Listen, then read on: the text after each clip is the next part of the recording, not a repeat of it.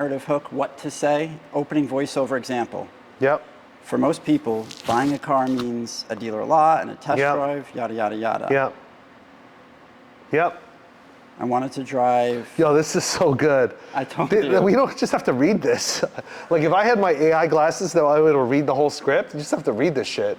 It's already done. You read it, but you go off of it. You like, Yeah. you know? It tells you the emotional beats to hit. Again, the goal is to evoke emotion in the viewers, because if they're emotionally moved, it's not just another video of somebody taking their car. It's what they want to create. You're selling a feeling. The friendship angle, brief introduction of your travel companion. All right, let's do it. The stakes for the time. Look. We got to do Act 1 first, which is just setting the stage. Okay. Well, is it uncomfortable for you to wear the jacket?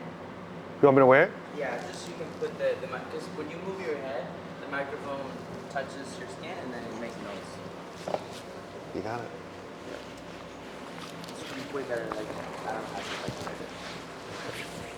to Okay. Where's this go? On my lapel? Yeah. The other side, so we don't promote that brand.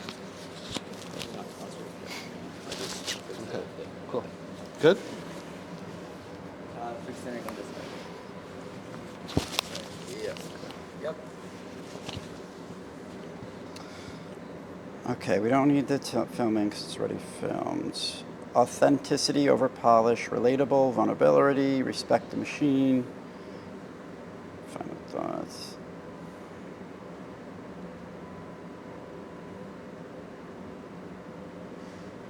It needs to be somewhat like an interview with me and you, Adam, like back and forth, right? We got to prompt each other, right? Okay. So, can you see Are you Act recording 1? all this, Pablo? You just recording it? Yeah. You see where it says Act 1? Yeah, This yeah. is in the middle of where it's at. So, Act 1 is Alpine Pass, dramatic scenery, the car's yada yada. Title card, 8 days, 2 friends, 1 GT3 RS, something like that. And then after 3 months ago, we did something crazy, or whatever. A couple weeks ago, we did something awesome. And then it scripts voiceover for Act 1. That would be you, Bill. Most people buy a Porsche from a dealer, yada yada. They test drive the car at the dealer, and they make the decision whether to buy the car. Right. We're For picking a it up 3RS, we were picking it up from Europe. We were picking it up from where it was born and then driving it through the roads that it was engineered to conquer. Yeah. Okay. My friend Adam, aka the Porsche Knight, whatever, and we landed in Stuttgart, and neither one of us had slept on the flight. Like, how the fuck does it even know all of this stuff? What? Yeah. How does it even know all this stuff? It knows everything. It's been listening to you for like weeks. Okay. People aren't going to care about the airport experience. So let's do our first cut.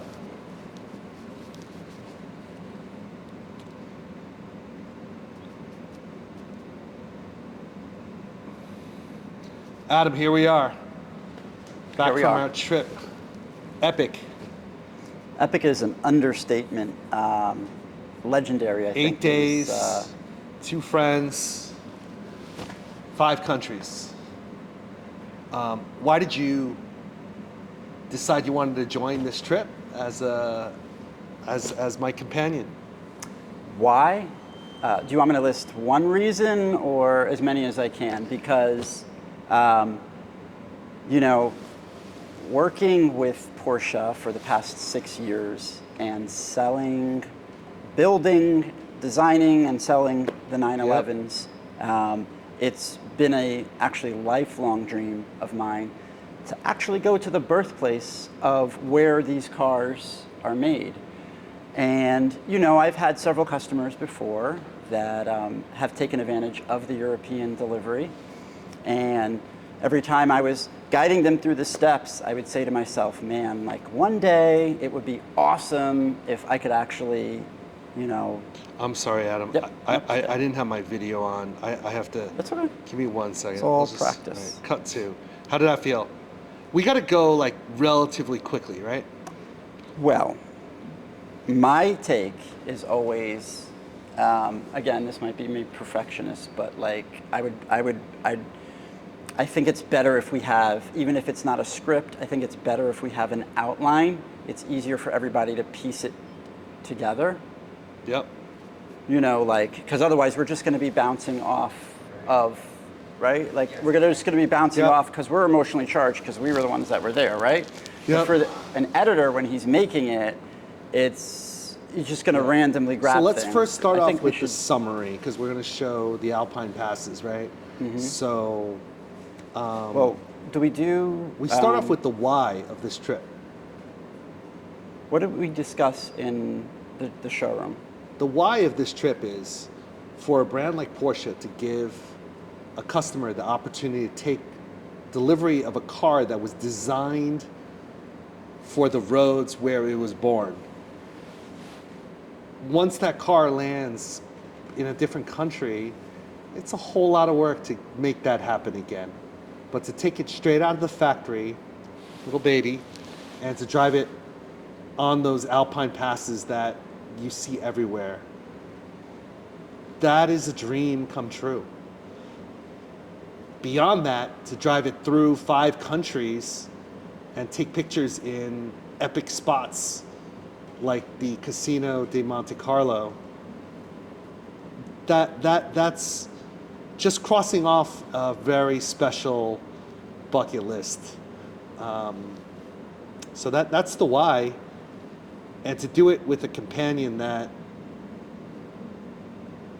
forget about the part where you're just a Porsche brand ambassador, but how about your artistic capability and teaching me the ropes on AI through the whole trip so we can maximize every moment in the trip. Like, that was very, very special for me. I learned a lot from you this trip. And, you know, let's start, like, we go into the factory the first day. We got off the plane and basically went straight to the factory. Yeah. You know what I'm thinking? Offering European delivery to my customers in the past, it's a really, really fun idea. You know, you go there and you drive around Europe. But after experiencing it, you know, it's kind of like when parents have a newborn baby and, you know, you hold the baby so that you can kind of bond with it, little skin-to-skin contact.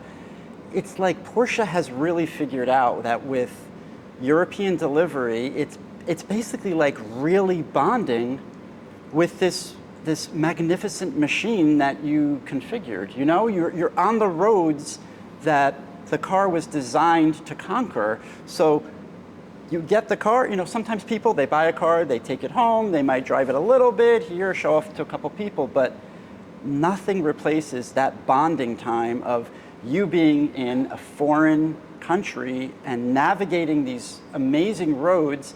It builds such a strong bond with the car. I mean, like, how excited are you to see your child car come to the States when it finally gets here? We knew we had to do this in Europe. We from day one, when we designed this car, we set out to build something special, a one of one, a Sonderwunsch car, CXX. At first, it was a regular allocation. It evolved into a lot more than that. And we did it together as a team. We went through so many color palettes and finally landed on this purple viola metallic color. Where do we start? What color was it? We started in the blues. In the blues, yep. Nogaro blue, which was beautiful.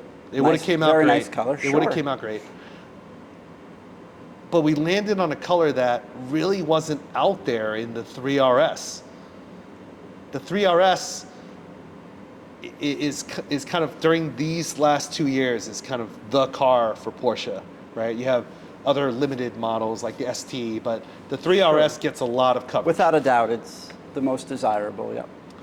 And for us to put it in the color and not just the exterior, to go into the interior and do something really unique with it, do something bold, have a white interior, which obviously logically, how do you keep that clean? it came out, it just, the white and the purple just really work perfectly together. And then all the details of the lining around the wheels, the tubing around the seats, the lighting inside in the footwell, it just came out spectacular. Yeah, the white leather seats on the inside. You know, I never really looked at a car and was able to see almost through the car, because normally the seats are darker. And so if you're standing in front and you're looking at the car and it's this magnificent, bold, you know, light purple metallic color, it's easy for the inside of the car to fade away if it's black or dark. So with the white leather seats, I mean, the car had so much three-dimensional depth. It's just perfect. Yeah. We knew we were going to go to these mountain passes, right?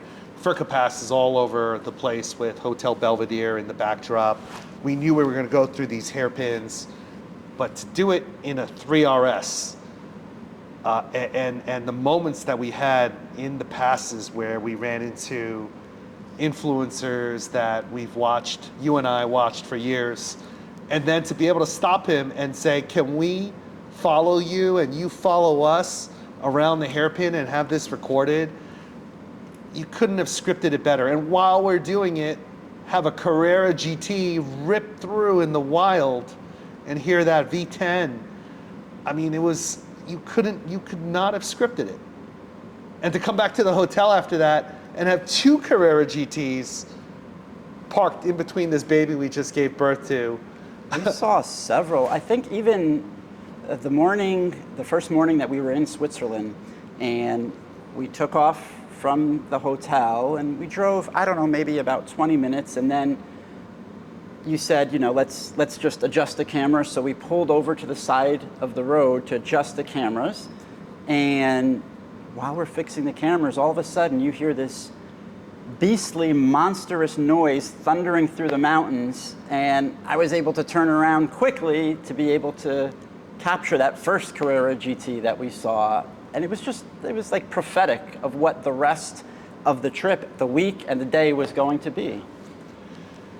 We drove that drive from Stuttgart through the Black Forest to Andermatt, and staying at the Chetty Andermatt that night.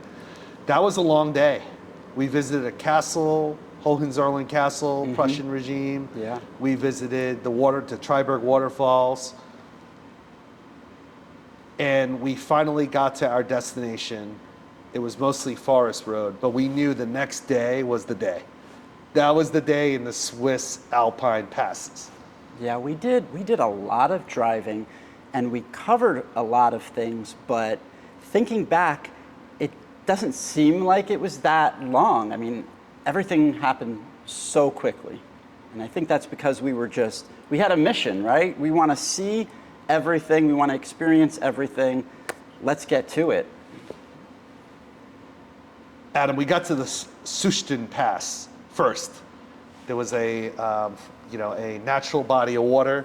I just remember so clearly. We parked the car there. There were some other people taking photos of their car, and you were like on the ground, like sniper style with your camera, taking photos from every angle. It was amazing. Like we were in the moment. And that was the first pass we got to. Then we went from there to the Grimsel Pass. The highlight was the Furka Pass. That place was made, that hairpin with the hotel there, and the hotel literally is the hairpin. It's made for cars to make that 180 turn at high speeds while you have spectators all watching. And there was a very special moment that day. We pulled into that Furka Pass, and we just have someone like waving to us, like, stop, stop, stop. You remember this moment? I do, yes. The woman, right? Young gal, right? She was probably a teenager. With her daughter. Yeah. And she was smiling, and she's just like, we were like, what's wrong?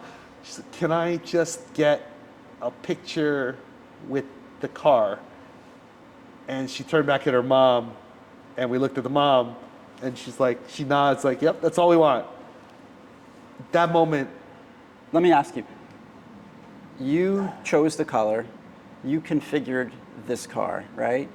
When that 12 or 13-year-old girl knocked on your window, waved to you and said, can I take a picture? And you could tell that she really loved the car and her mom was smiling. How did that make you feel knowing that you configured this beautiful machine and it's already inspiring admiration? How'd that make you feel? it was like a Disney moment, right? Where dreams come true, right? Where, I forget the exact slogan, but where your dreams come true. Like for her, this car is for me, it's a dream come true. For her, you could see it in her young life. She was having her Disney moment as well to take a picture with the car. So that's how it made me feel. Whenever you bring a smile to people's face in any way possible, I think that's the joy of life, right? And then after that moment, we got down to business and managed to get a picture of the car in the Furka Pass with no cars in the backdrop. There were a lot of people there, but somehow there was one of our photos had no cars. Like they all cleared out, both sides of the hairpin had no cars. And the angle that we took the picture, it was just perfect. The car just really showed out with the red hotel in the background and the Swiss, obviously the glacier mountaintops. It was beautiful. Amazing. You've seen pictures of the Furka Pass and the Hotel Belvedere many times. I've seen it many times. As far as your expectation goes, your expectation of what it was going to be like and then actually being there, did it meet, exceed, fall short based off of what you've seen and then actually being in the mountains, being there? Even though we saw the Furka, I've seen the Furka Pass in pictures a million times, it still well exceeded expectations. Just being there, there's things you can't see in the picture. You can't feel the air that you're breathing there. You can't feel the altitude you're at. You can't feel how much of a car scene it is there. And all the people that are there that are doing whatever they are with their classics and their new cars and just other people that are just car spotters. In that moment, it's different. It's different from looking at something on the internet with orchestral music in the background. Agreed. Yeah, I agree. And the admiration from the car culture people that were there. I really don't think anybody was there just to go hiking. Everybody was into the car culture. They either drove up in a cool car or they were there just to car spot. The admiration, though, for the vehicles, you could taste it in the air. I referenced it earlier. That influencer. Shout out to Why So Slow. Yeah. Seeing him, this guy does all the point of view videos and he's amazing driver. ripping through, and he's driven like every iteration, 964, 993, 997, right, 991, 992. And he loves, he's a true Porsche guy. He loves that analog feel. The raw power. He doesn't have to be the fastest car, doesn't have to be the quickest car, but it has to appeal to the senses. And he has nerves of steel. I know you've seen his videos. My knuckles get a little bit white every time I see him going around those hairpins. But he's a magnificent pilot of these cars. I'm proud. We can proudly say he's a friend now. Yeah, for sure. Call him up. But after we were done with the passes, we settled back in at the Chetty Andermatt, one of the best hotels in the world. It was gorgeous. Yeah. I lived in Asia. Gorgeous, amazing stay we had overnight there. But we had to get up really early in the morning. And what was our next stop? Well, let's see. And yes, the Chetty Andermatt was, I love that. Just a solid, well-intentioned decor on the inside. The textiles, the fabrics, the wood that they use, it had like an aura, like a certain vibe, maybe being that high up, the altitude, but a very, very, very solid hotel. There was something about that hotel. like something like the location or something was very, the force of the earth was like under that hotel. You could Yeah, feel it. definitely. And it was a very small town of Andermatt, but you know that's the place to be. That's where the Supercars Owner Circle did their last two get-togethers. Started at the Chetty Andermatt. Yeah, and then waking up the next morning when we went to leave, and there was the two Carrera GTs and a bunch of other performance cars, Porsches and some BMW M's. So definitely a local hotspot for exotic driving. We know why there's all these driving tours now, Adam. We experienced it ourselves. It is well worth. It is not what you think sitting in a crammed bucket seat for hours at a time. It's thrilling to be on that walkie-talkie with you and looking at the next corner. You are awake. You are not falling asleep behind that wheel. It is exciting. In Switzerland, you have to be 1,000% attentive when you're driving. Because, I mean, the slightest miscalculation, oversteering or understeering, and, you know, it's a long way down those hills. But you really, for being, you know, and I got to give you credit for being in a car like the GT3 RS with the bucket seats, to be navigating roads that you have never navigated before, to not get distracted by the enormous scale of beauty and scenery, being able to maneuver that car that you're also, you know, even though you have plenty of driving experience, it's still the first time in this car. It was just amazing. We were so well equipped, Adam. You had two cell phones, I had two cell phones. One cell phone was the GPS, the other cell phone was controlling the DJI on the car, mounted on the car to make sure the camera angles are right. And we have two hands. We have two cell phones and a walkie-talkie. And we're driving with two hands through these mountain passes. We accomplished something that was very special, Adam. Like we, you know, it was just the two of us, right? Usually these car tours, it's a caravan of 8 cars and you have your prep session and, you know, we did our research and we got it done. Yeah, we did Kudos accomplish a lot in a very short amount of time because that's, I believe we're like-minded in what we wanted to accomplish, and there was nothing to slow us down, really, you know? It was too bad that we had to set out and leave Switzerland so soon because Switzerland is built for these Porsches that are made in Germany. Just, you know, you see the train going through the mountains, exactly what you see out there on the internet. But we made our way to the next spot, which was equally beautiful. Mm-hmm. Just a different backdrop, not Swiss Alps, but one of the most beautiful lakes in the world, Lake Como. Mm-hmm.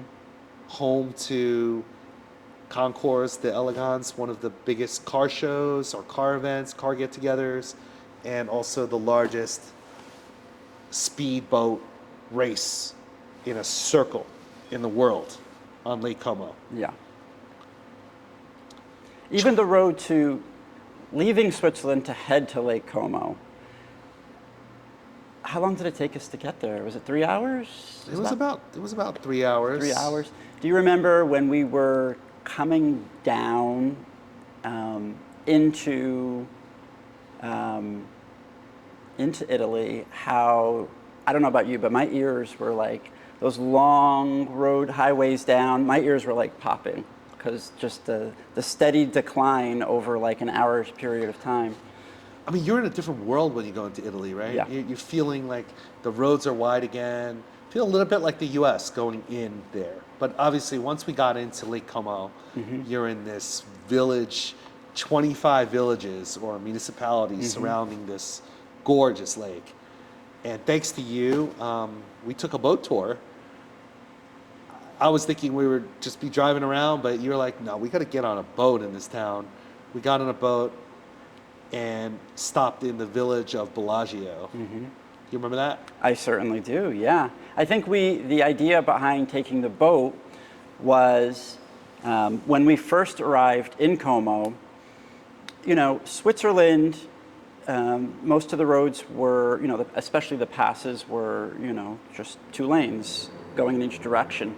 But there really wasn't anything on the side, and then you get into Italy, and the roads are, especially the villages, the small little roads, and the homes come literally right to the street.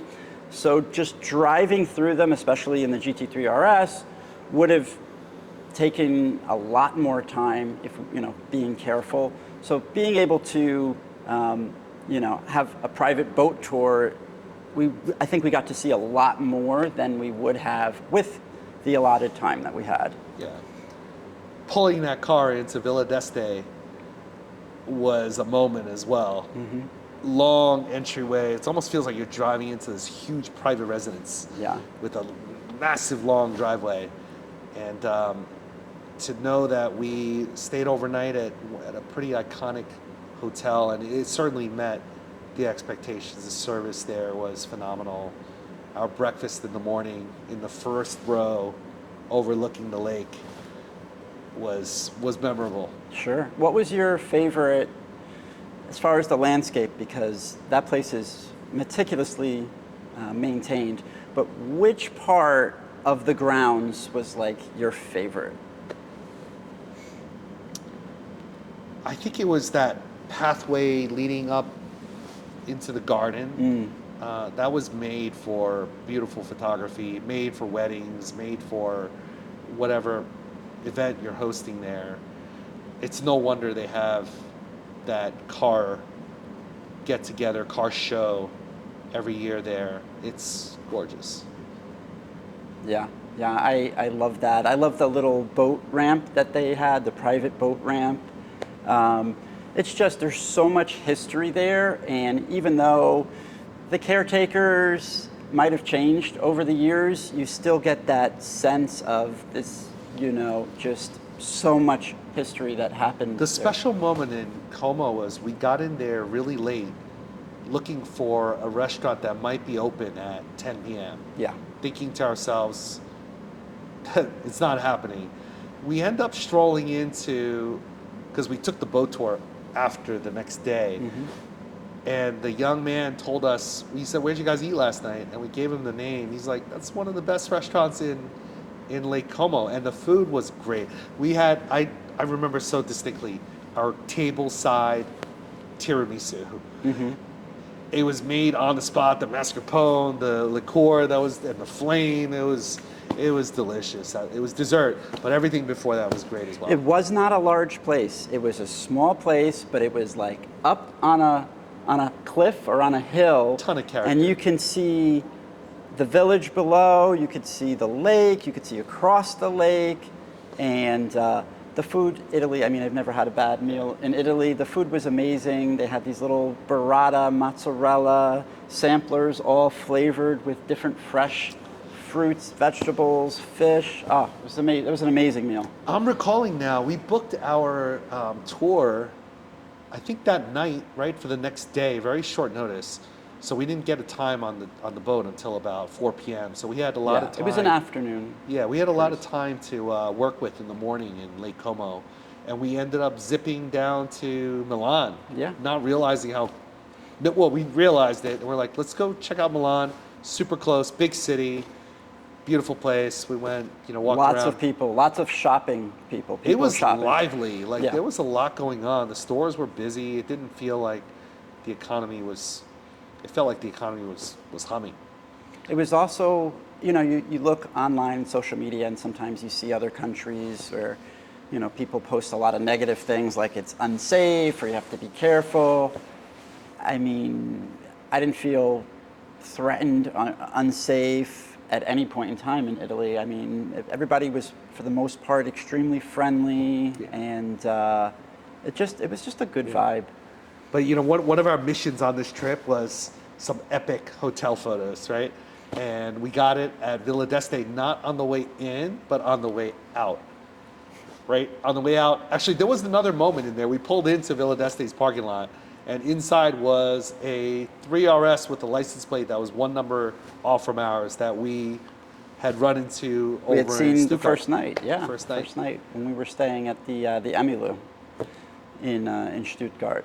But yeah, clearly, it was clearly a James Bondish type of spy with the awesome sports car type of feel, especially at night when you pulled the car out over the cobblestones and the light reflected off of the cobblestones, and they have everything lit up. All of the landscaping has lighting, and it was magical.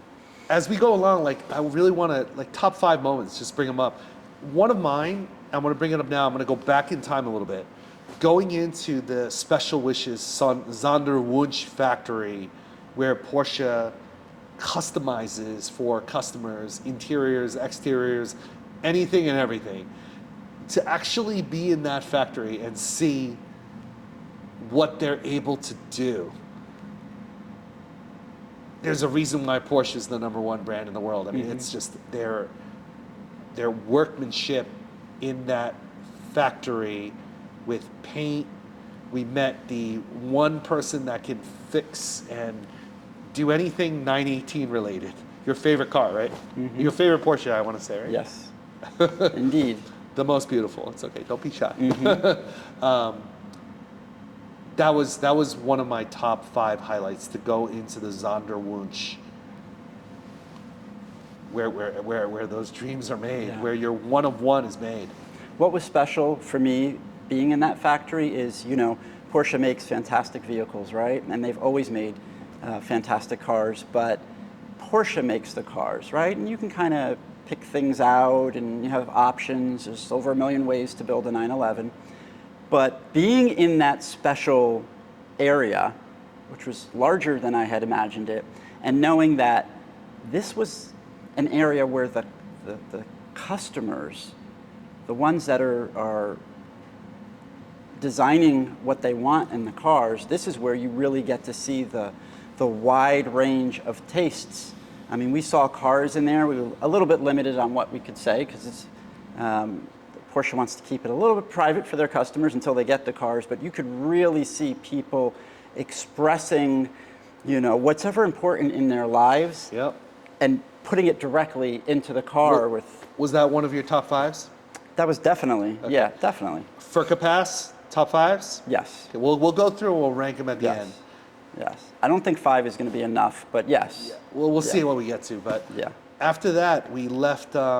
After our boat tour, we made our drive down towards Modena, which we expected to be a factory town with all the high-end manufacturing, not a town known for shopping or beautiful lakes or Swiss Alpine passes. But it was a really nice town. We probably had one of our best meals there. Definitely. And it was like a small, unassuming little Italian restaurant that was, again, open late at night because we were doing so much driving. We got there late at night. And the girl there, I'll never forget, she walks in, she's like, "This is not the Domino's." It's not Domino's pizza. And it was delicious. It's Italian pizza. Yeah. So good. Yeah. Delicious. The food was delicious, but the warmth and the concern, it was almost like an aunt or somebody that's, "Oh, we're going to feed you. Don't worry. It doesn't matter what time it is," That was something that was really special. Yeah, and we stayed at a hotel called Rua, and there was a number afterwards, 48, I think. I think so, yeah, Rule 48. Beautiful little boutique hotel. Yeah, in an ancient building. In an ancient building, huge rooms, very good service at the front, and a really nice little breakfast early in the morning that was very high quality for a small hotel, right? Yeah. And from there, we knew we were in Modena. We knew we were in Pagani, Ferrari land, and I was incognito. We took a little time off from Porsche for a moment, just to appreciate the beauty of all of these European car manufacturers, Italian ones, for sure. Got a chance to go. We were like, Ferrari's got a bunch of things here. Started off at Enzo's home that he sold in order to start his company. Huge home. I can't imagine back in the day probably had the biggest home in town for sure, right?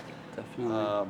And they turned it into a museum, and another one of my moments, like seeing every Ferrari engine year by year and what new engine they came out for the year.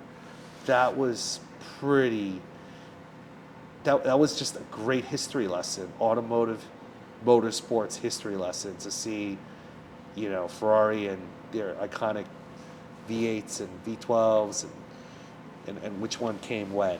Yeah, they're just beautiful pieces of art. Everything from the bodies of the car to the actual design of the engines. It's art. It's pure art. Yeah, and great retail. Got to tip your hat off. They had a lot of merch. Lot of merch.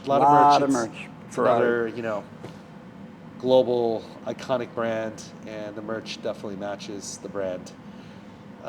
One of my top 5 moments was outside of the Ferrari Museum when we came outside, and there was a lot of people there. It's obviously a highlight of that area, and there was like a 12 or 13-year-old boy ignoring all of the Ferrari stuff and just taking pictures of your GT3 RS. He had his digital SLR. And yeah, it was at Ferrari. It was literally that happened twice. So that moment can be combined in one. That could be a top 5 moment, right? You're right. That happened So at Enzo's Pagani. house. It happened at Pagani and at Ferrari, where we parked in front of these two equally, I don't want to, got to use the right word here, equally iconic auto sports brands. Exotic car makers. Exotic car makers. And they were just, you know, they loved the 3RS. It's just a car that attracts people to take a closer look after they get close to it. Yeah, your car has soul. It's not just another 911, another Porsche, or another exotic car. It really has soul, and that, you know, that is one of the top 5 moments. It's a culmination of every time that we stopped, whether it was a gas station attendant or another tourist. Everybody showed so much appreciation and admiration for your GT3 RS. Everywhere that we went. There was another top 5 moment we missed in between Lake Como and Modena. We had to get gas. I'm pretty sure it was a BP.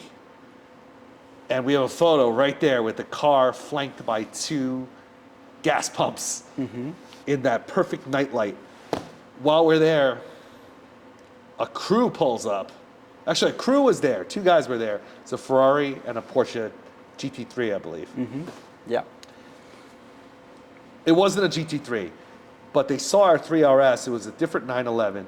And he's like, please wait another 3 minutes. Our friend with a GT3 is coming over, and I think he would love to see your car. And we waited. We waited. And it was another one of those moments. It was so pure. Just like 3 or 4 guys that we didn't know from Italy on a Friday night getting ready to go to Milan it's a Friday night, right? So I guess Milan's the spot to be. And they were getting some gas, and we ripped it. He invited you, right? We ripped it out. Let's go. Yeah, he's like, you gonna come with us? Let's go. They waited for the GT3, and I guess they wanted that caravan to rip down that highway that goes to Milan and Modena, but splits. And we had just another day for drivers, you know. We love those moments. Yeah. Those are the moments we live for, when we meet people, good people, through love for cars. Porsche, Ferrari, it could BMW, Mercedes, Lexus, doesn't matter. Love for cars is so pure. You're not asking someone what they do for a living. You're not asking them where they live. You're just looking at their car. That's it. And you're like, let's go drive together. That's the part that, through this journey, it started with you, Adam. Like before, I had different cars, but not performance cars, not cars that really got all my 5 senses going. And a Porsche is just different. and I'm been so loyal to the brand. There's no curiosity in my mind. Yeah, Porsche, it definitely has that effect on people. So, leaving Modena, where do we head to next? The coast? Modena, We went then we wanted to go along the Mediterranean coast. Yeah. And hit up a famous town. I think we were driving through Parma, which is known for its Parma ham. What's that other town? It starts with a G. I'm blanking out, but we wanted to get to Portofino, which is a beautiful coastal town, right in between before we get to Monaco, which we knew we needed to get to. And Portofino ended up. It was the weather was amazing all 8 days. The one day we got a little bit of rain was our drive towards Portofino. We were along the coast. Roads were super narrow, barely fitting 2 cars. You kind of had to let someone through first, and then you could get around. And we had a hard time finding the hotel because it was on the coastline, but it was like on a cliff with a very steep driveway going up. We drove right past We it. drove right past Yeah. it. But that hotel, Splendido, or it's a Belmont hotel, Belmont Splendido. What a beautiful place. I remember the walls were, it wasn't ivy, but it was like Italian version of ivy on the walls, and the service there was incredible. Very scenic. Service was amazing. The food was amazing. Really takes you back in time to an iconic point in time, almost like a Gatsby type of feel. But getting there, driving along the coast to get to the Splendido, I would say that is one of the times where if there was going to be any type of incident, it would have been on that road because you can't It was see straight around. blind spots around. Yeah, you just we were driving along the wall, right? And the wall goes rock wall. way Yep. up, rock wall, and then a very sharp turn, just like a hairpin, except you had a rock wall and not open viewing space. I remember the moped, I'm following you, and right as you go around this blind corner, at the same time, a little moped comes like flying around the corner, and I'm like, oh my God, he was literally inches away from ending up in the water. Yeah. So that was another moment for you, right? So we have a bunch now. We have the Furka Pass, we have the Porsche factory, we have the photography from the Pagani as well as Ferrari factory. So we have a pretty good list so far, but we still got a couple more stops after Portofino. It was raining in Portofino. Like I said, the hotel was it was great for us to get a little bit of rest that day. Yeah. Have a long breakfast, have time to chat. Actually, Portofino I remember for being the day that me and you sat down and just like reflected on life, like what we're gonna do next, business, work, career, family. We just stopped for a moment there in Portofino. Yeah, you know, when we have this itinerary and we know that we're short on time, to be able to stop for an hour or so and just take in the beauty of Portofino and the islands and the coastline and the car. It was just a moment where, you know, I know you're very, very busy businessman and I'm very, very busy. It was great to just be in that moment. And that's what I kept stressing, like, you know, it's not that often that we're going to be able to do something like this. So let's just be here in this moment so that, you know, we're not just taking pictures and recording it, but we're recording the feeling and everything in our minds. You know, being present was definitely what I was stressing, and I'm glad that we both took the time to do that. Yeah, we had great chats, Adam. Like I knew you. It was to be direct. It was a business relationship, right? And I just saw a recent post like friendships that form from business are stronger than business that forms from friendships. Certainly. And I felt, you know, that was me and you, right? It was business first, we didn't really know each other that well. You were providing, you were like, me and you were bonding over colors to pick for the car, but it wasn't, we had chats about life when we were in Portofino. And we live in an amazing world. Me and you are in that generation where we crossed over with technology. It went manual to digital. We watched it, and we still have a chance. We still can use all those digital tools that someone who was born into it is using effectively as well. And you showed me how to use it effectively. I use ChatGPT so much more because of this Porsche European delivery trip. Yeah, it's really great. You know, I traveled a few times last year, and you know, where do people get ideas to travel from? They get them from, you know, different websites maybe, or friends that they know that have gone and traveled. But when you use AI responsibly and often, you know, programs like ChatGPT, they get to know like the sort of things that you're interested in, right? So if I'm always asking about, you know, what's the highest mountain, what are the best roads, etc., when I ask it or prompt it to give me a roadmap that I would be most interested in, or you know, or an itinerary, you know, any question that I've ever asked it before, whether it's about a particular interest of some sort, it just gathers all that information and then suggests, well, for you, your interest, your personality, this is the roadmap of what we would suggest that you do. Well, and one of my moments there was actually in Lake Como. One of my top fives also is just watching you talk to ChatGPT as if it's a person. Like it didn't. Before, I was always typing into ChatGPT what I needed. You're literally having a conversation. We're in the same room, sharing a room, and you're literally having a conversation with ChatGPT about whether we should do the boat tour, whether we should make a stop on the boat tour, I was fascinated by it. And now, fast forward a few weeks later, I realize, and I've used this, ChatGPT knows me now.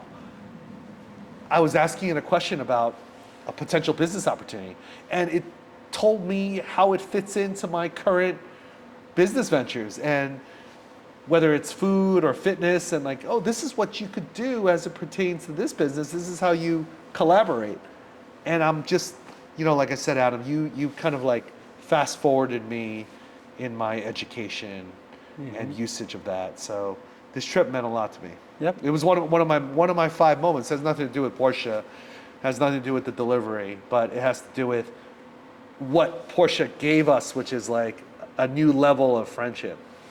it's funny how we as humans, if you take yourself out of the comfort and out of the same routine, and you put yourself in a different country, in a different car, with a different goal, how you find that you bond. You know, we were on an adventure. Let's call it what it was. It was an adventure. It's so pure. We don't know where the next gas station, what kind of gas station we're going to, how to even pay for the gas. How to even pay for the gas. It was like multiple methods there. Yes, it was not uniform. Into the store once. One time we just pumped the gas without even paying yet. It just pumped for us, and then you pay afterwards on a pure trust system. It was wonderful. And then restaurants, right? We're not looking for the next Jersey Mike's, no offense, but we're actually out there, you know, whatever we... One meal. Yeah. We had many. What was your favorite meal? In what country? At what establishment? Oh my goodness. What stood out to me, it wasn't any of the dinners actually. It was the quality of the breakfast, specifically at Chetty, specifically at Villa d'Este. And when I go to these countries, I'm a health and wellness guy, right? So I want to taste the fruits of the ground from that country, because the minerality is different in the soil. And, you know, we do things on a huge industrial scale here. But just the attention to detail, the smoked salmon at all the places, just the raw, it's a raw material that I'm tasting. And then, like I said, that tiramisu at the Lake Como restaurant and everything we had before that, it's hard to stop. I mean, I'm gonna move on to Portofino now, and Splendido. We had homemade pasta there as well. All the food in Europe is amazing, Adam. It's hard to pick one over another.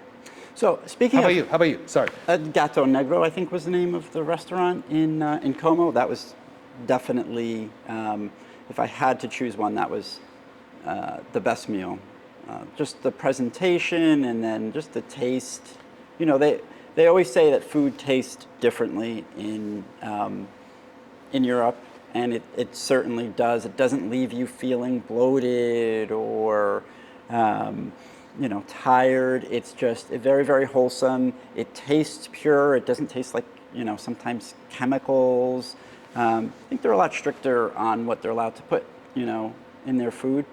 But speaking of picking places to eat in hotels, can you tell me what was like the goal in choosing the hotels that you chose to stay at? Like, what was the main reason that you chose? What was the bar or the benchmark that made you choose the hotels?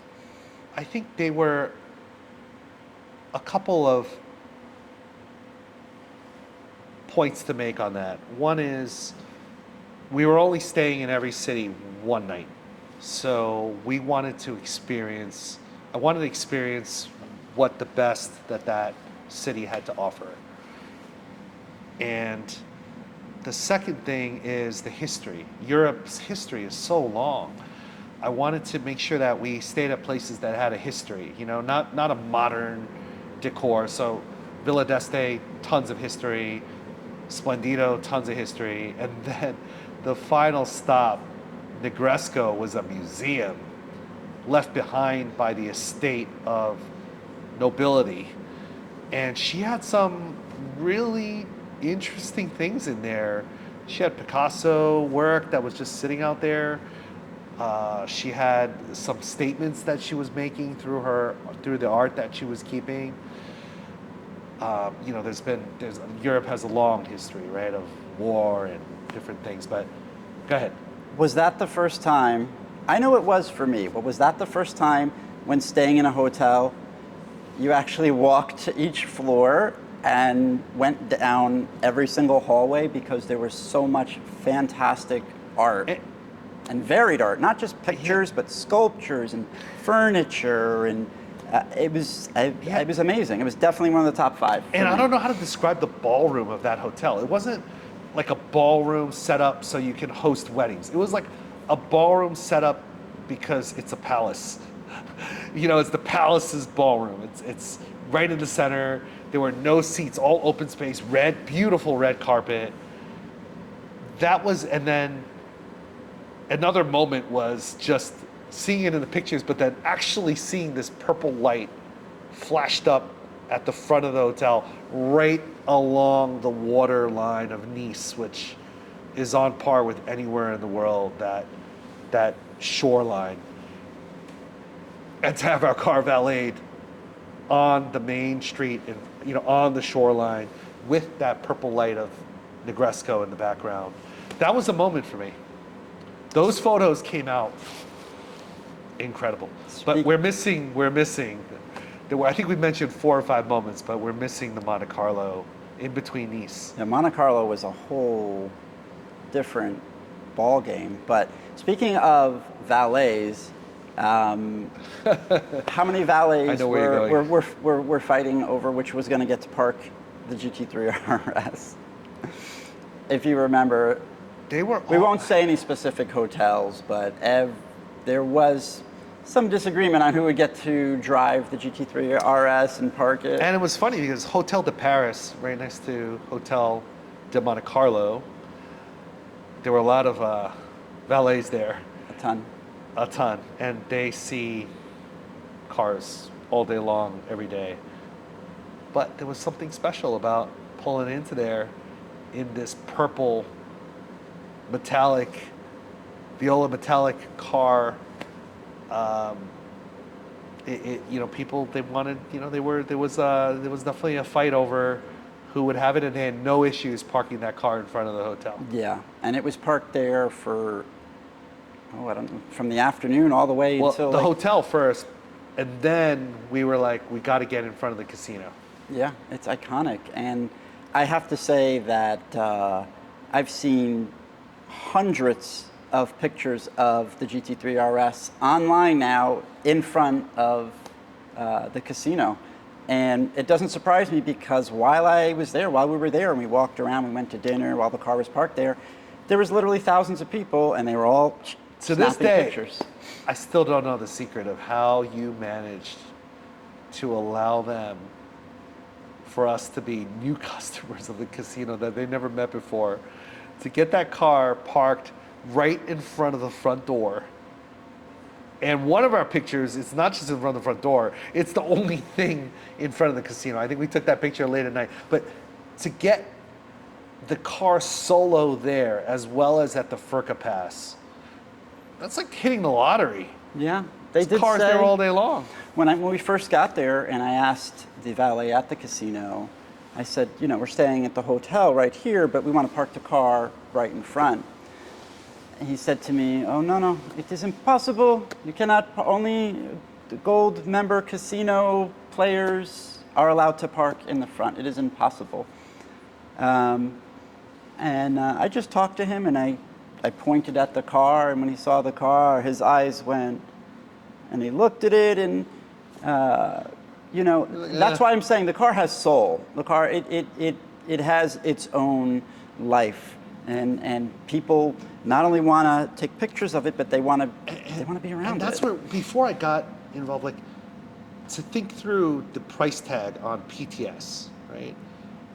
Most people are just like, what do you, so you're paying how much for a custom paint color that's different from the standard 5 or 4 or 6 palette? But now I understand, like, that choice is so important. These car companies have marketed that perfectly. That's the level of detail that a customer, that's your stamp on the car, right? To find that color that car looks good in. That car is really unique. It has a lot of aero built into the car that's, made from special plastic, right? And it's not every color works with that car. Mm-hmm. I mean, I drive one in any color, don't get me wrong, but you're right. Certain colors do make the car come alive, and that's one of the things. I've worked for a few other manufacturers before, and there is a limited amount of choices that you can paint a car in. And Porsche really understands that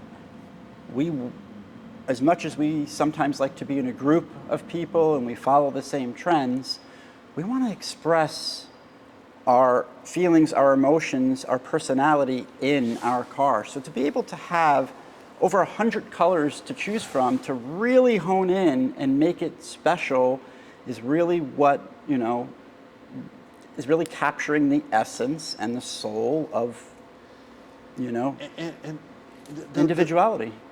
The whole color thing, you could look up a specific color name in Porsche's palette and look up the year that color was founded, what the history of that color is, what that color is now might be cousins related to. That's where a lot of other, without naming any names, countries that make cars, they're not, there's no library that's kept behind. That's the beauty of Europe, right? Mm-hmm. The history, not just of cars, but just the history itself, the appreciation for how they got to today. Mm-hmm. And I think the stories are important. They're really important. Yeah. Those colors, that purple did exist a long time ago. It's slightly different hue, but you can tell that it's related. It's the cousin of the color that we chose today. So I'm going to say that thinking back to when I was a young man and a child, you see a car in a particular color and it's a one-off color or it's not a very frequently produced color, and you just fall in love with it and you say, one day I'm gonna have, you know, that car in that color. And after spending, you know, 8 days in Europe and driving all around, I wonder how many people saw you in that car and said to themselves, when I'm older or when I, you know, hit this level, I'm gonna get the same exact car. And I really think that you've influenced a lot of people by choosing that color. Yeah, I mean, building up to this trip, Adam, right? We were tracking everything online. Like, whenever we saw that color appear, and it would appear on a GTS, it appeared on a Spider RS. Yeah. It appeared on a Turbo, and it appeared on a couple of 3RSs. One, I think, was in Luxembourg. One came in through Long Island, I believe. Ended up in Naples, Florida. We were tracking them. However, how we did it with the interior and the touches on the exterior, the attention to detail, is just different. And you can identify this one from the rest easily. Pick it out easily. Certainly. They could all have that same purple, but there was more to it than just the purple. I would put this car up against any of those other cars, all magnificent, but the way that the color scheme ties in, even Marcus at Porsche, who has seen many, many, many cars, the free access to the Sonderwunsch factory, commented how well the colors, though they're greatly contrasted, the white and purple, how everything in the car was so tastefully brought together. And you know, a big kudos to you for knowing, like, for pitching or finding opportunities for your customers to get Sonderwunsch cars, to work with you on picking out the palette. And you've done more than anybody I know, including Marcus, who said he's never even met anyone in the headquarters over there in Stuttgart that's done more. So kudos to you for, you know, it costs quite a bit more, but I do understand why now. And that there was another moment for me in my top 5. It had nothing to do with, it wasn't on this trip, but it was related to this trip, was when you presented the watch that had the same color on the lining of the watch. And from that day, I couldn't stop wearing that watch. I like watches, I'm a creature of habit, but to have the watch that matches the car. The same materials, the same color. Yeah. And it's exclusive too. Porsche, those timepieces, which are built by Porsche Design in Switzerland, so they are Swiss timepieces, but those, the one that you got was exclusive. The only way to be able to purchase one of those timepieces is you have to purchase the matching vehicle. And even if somebody was to sell their GT3 RS and then another person buys it and they want to get a watch too, Porsche only allows one timepiece per VIN number to be made. It uses the same material, the same leather material that's in the car, the same alloys, the same paint. You're a special client, and there had to be something done special for you. So. You know, I was already matching things, right? I had my sweatpants that were in the same color. I had my Swiss On sneakers that I bought just in preparation for this car, but the watch was really the icing on the cake. And Porsche's watch, like, it doesn't scratch. Like, lightly, I'm careful, but I've hit things.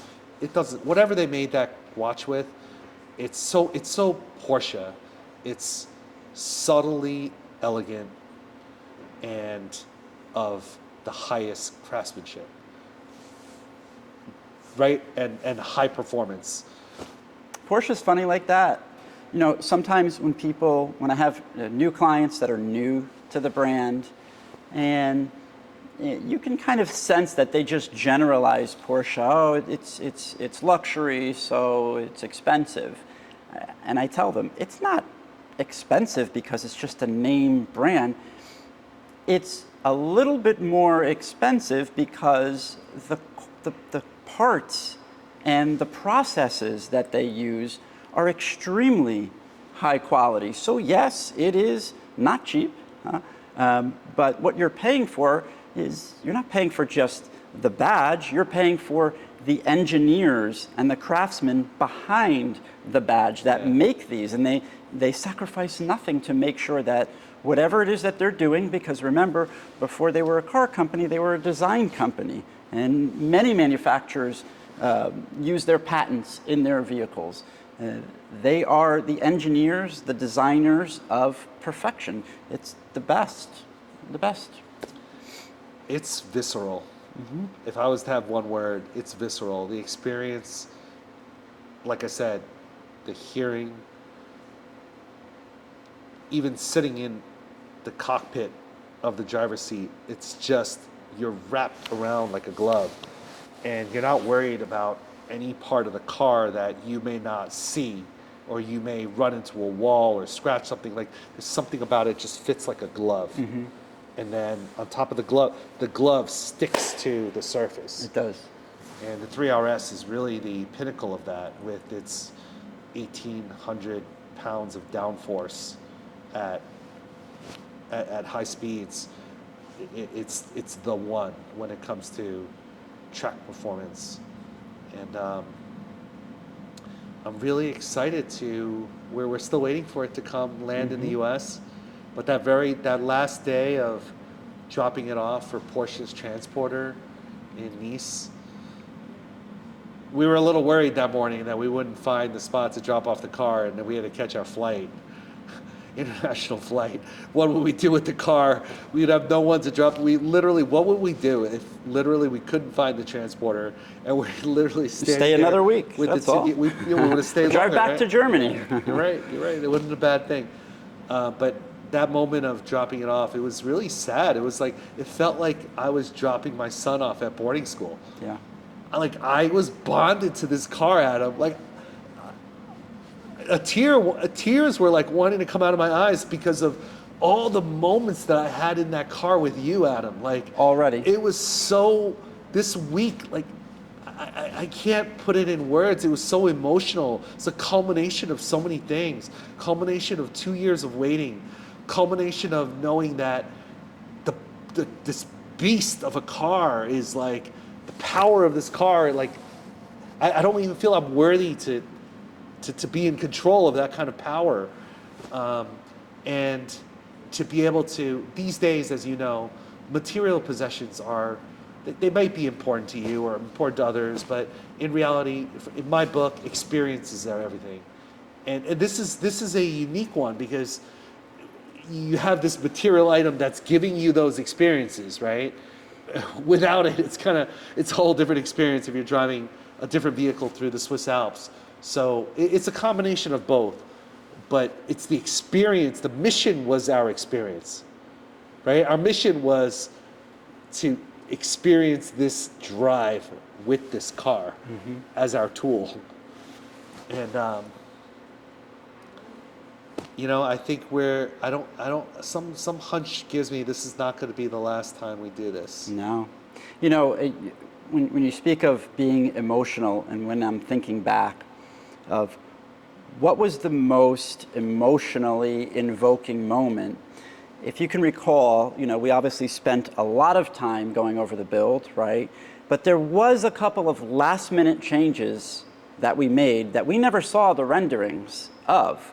I think it was the fins on the roof that we decided we wanted to paint. It's like 2 or 3 things.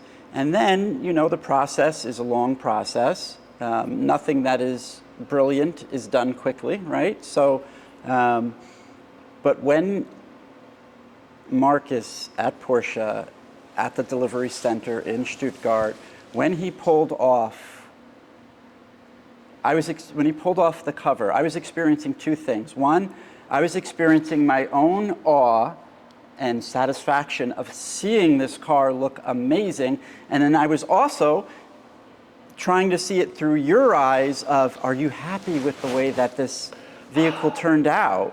So that was like a very emotionally charged moment for me. When that curtain was coming off, it was like looking at a jewel in a museum. You know, like this is Queen so-and-so's, this is what she wore, or like a crown, like inside a glass case, except there was no glass case around it. That's how it looked when that black curtain came off. The color was sparkling because it's a metallic color. The color along with the metallic, I mean, it was beyond what I even, you know, you have a little swatch at the dealership. There's no comparison to seeing the whole thing painted in that color, in however many layers that Porsche does in its paint. It was a moment. That was a moment, and I'm blessed to have. I think part of doing this, everything in life, experience is so important, and for me, this was the moment.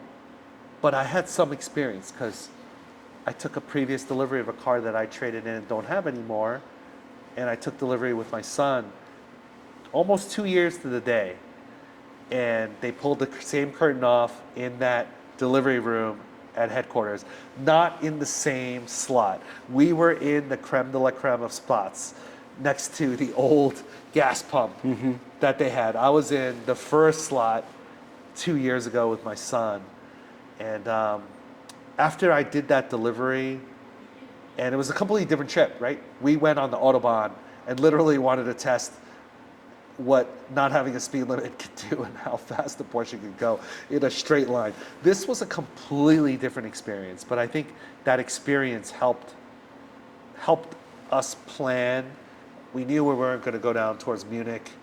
We knew we wanted to go south. We wanted to go to Switzerland. We wanted to bring everything out of this car. So I'm grateful that you were able to arrange. We were able to get 2 European delivery slots in 2 years. I've heard so many stories of folks that just, they missed it because, you know, Porsche's got, it's not easy to get these. They can only do 3 or 4 in a day. And you have people in Europe that are doing these deliveries as well. It's not easy, and we're, you know, just good luck and fortune, I guess, Adam, with our. You definitely have good luck, and I believe that with the new Sonderwunsch special delivery, that we were only the second or third people to experience Porsche's new curriculum for this special wishes delivery. So that's also something. The timing was just amazing because it was delayed a little bit as they transitioned from the old delivery, European delivery, to the new European delivery, but the timing was perfect because it was literally the last week that we would have been able to go to Furka Pass before they closed it for, you know, the winter season. So just everything worked out amazingly. I mean, we were a week from missing the drive through the passes for being shut down because the cold tires, you know, someone sliding right off the cliff with no guardrails. Yeah. If you were to wrap up this trip and put a bow on it in 2 sentences or less, what would you say? I would say that this is not something that can be purchased. To experience what we experienced, to meet the people that we met, you can't put a price on that. It's something that you would have to earn, that you'd have to work towards to earn. It can't be bought. It's something that has to just be earned, and you know, you earned it. You most certainly did. You know, you're a great family man, a great father, a great businessman, and one of the things that stood out was you took the time to appreciate the life that you've built. You know, sometimes people come in and they'll tell me, this is my, you know, I'm 45 years old, I'm gonna buy the Porsche, this is my midlife crisis. And I stop them, I say, hold on. Is it a midlife crisis? That's such a negative way to look at things. This is not a midlife crisis. This is a midlife awakening.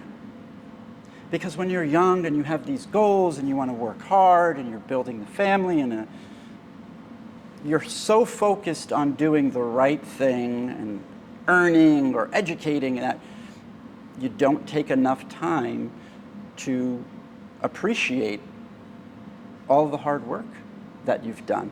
So to see you as an excellent and successful businessman say, I'm going to spend this week doing what makes me happy and experiencing, this adventure, it resonates with me, and I will continue to inspire other people to, when they reach that point in their life where they realize that, hey man, this is one ticket, one show, I gotta make the best of it.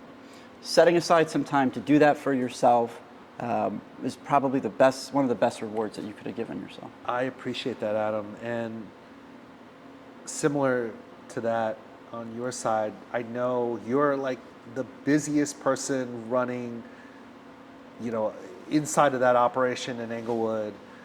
You move so many vehicles and you're so much more than that, right? You're a confidant. You know psychology so well. You're a self-learner.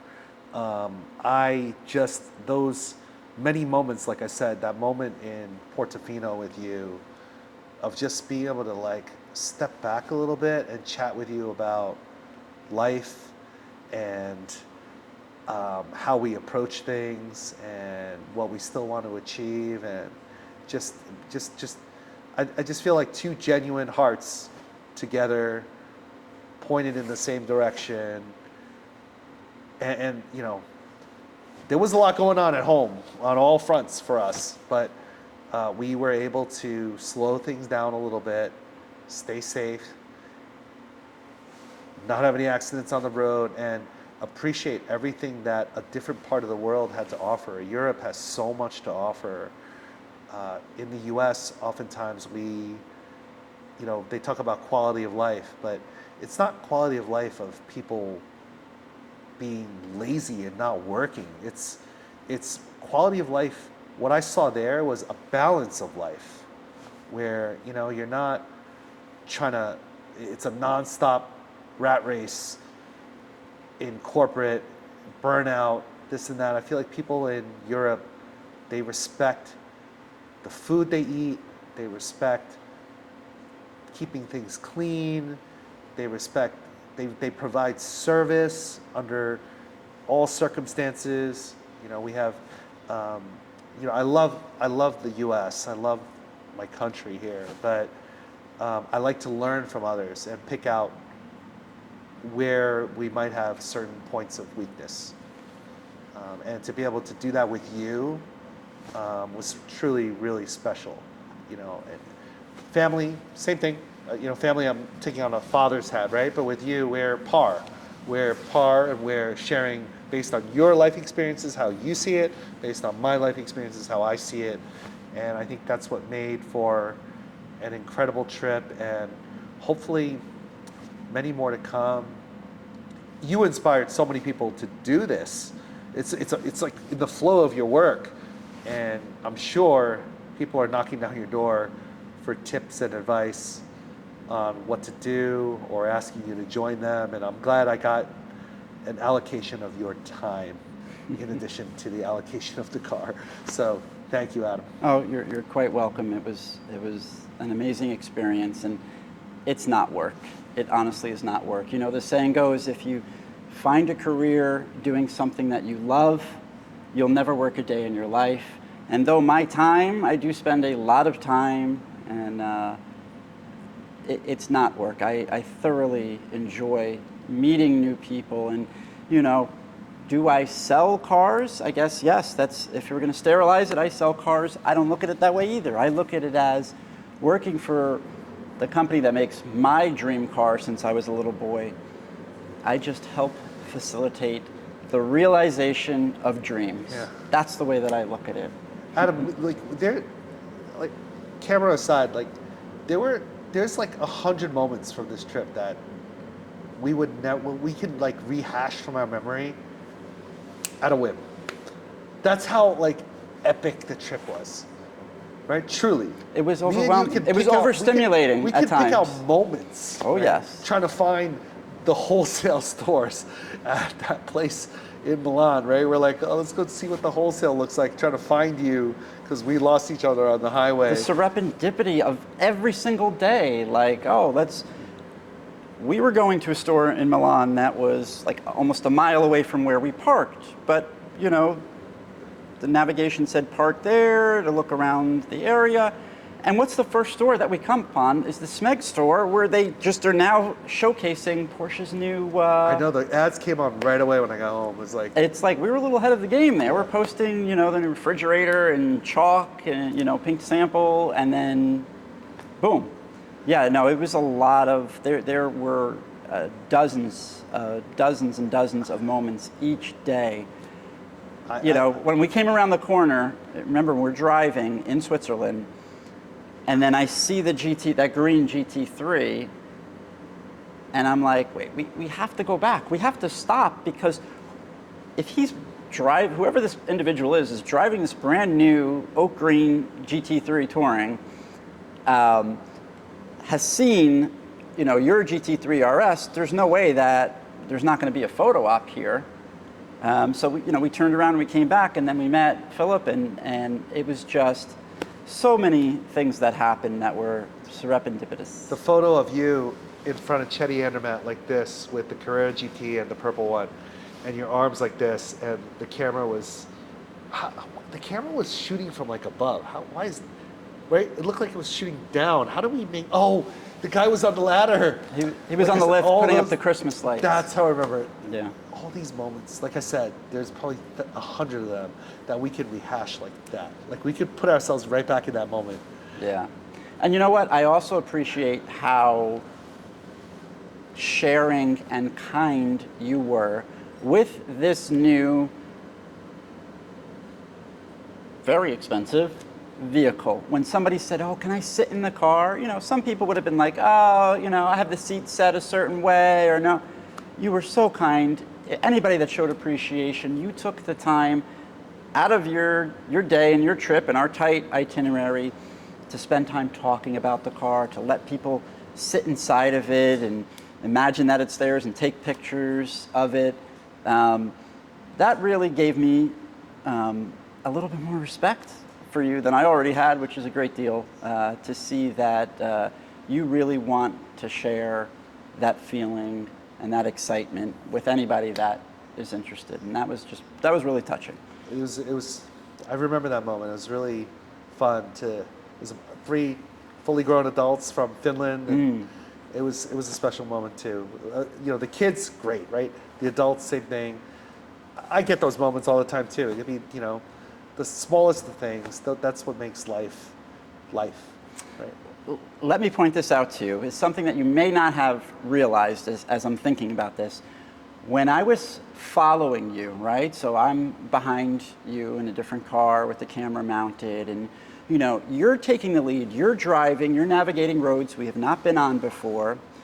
And so, you're focused on that. What you were not able to see, especially when we were in towns or even on, multi-lane highways, you weren't able to see all of the people turning their heads as you drove by.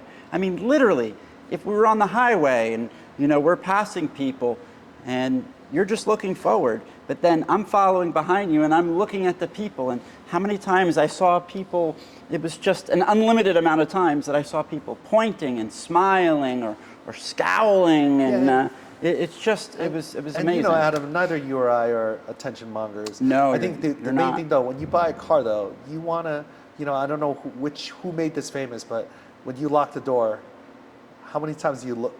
When you look back, that's when you know that's your car, right? When you look back, if you just hit the lock button and want to wait for the beep and you walk on to make sure it's locked, And this car is the car.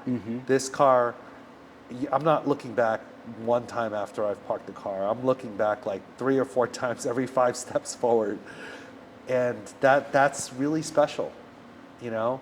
It's going to be the same feeling walking in to my garage and opening the door. And every time it's going to give me that tingly feeling, right? Don't move your bed into the garage, okay? Keep the bed in the bedroom. But no, I definitely get what you're saying. And when we did go places, it wasn't just us that were looking back at the car when we locked it. There was other people walking into restaurants, and they were looking back too. And it's not that it was flashy. It's a tastefully Piece of artwork, done, yeah. unique piece of art. And what is art if not to give people a small taste of our expressionism and our personality? And I think we did it, and I think you did a fantastic job. Let's, Adam, hopefully this movie and documentary turns out great. I know it will. I think today's a little bit more condensed than last time. It's going to require a little bit of work. But thank you for coming out. And I hope we can, certainly. I know you got to probably head back, but let me know on if you want to do, like, number one, that Boxer thing is real. I'm going to set up I want you on a call with me and Nicholas.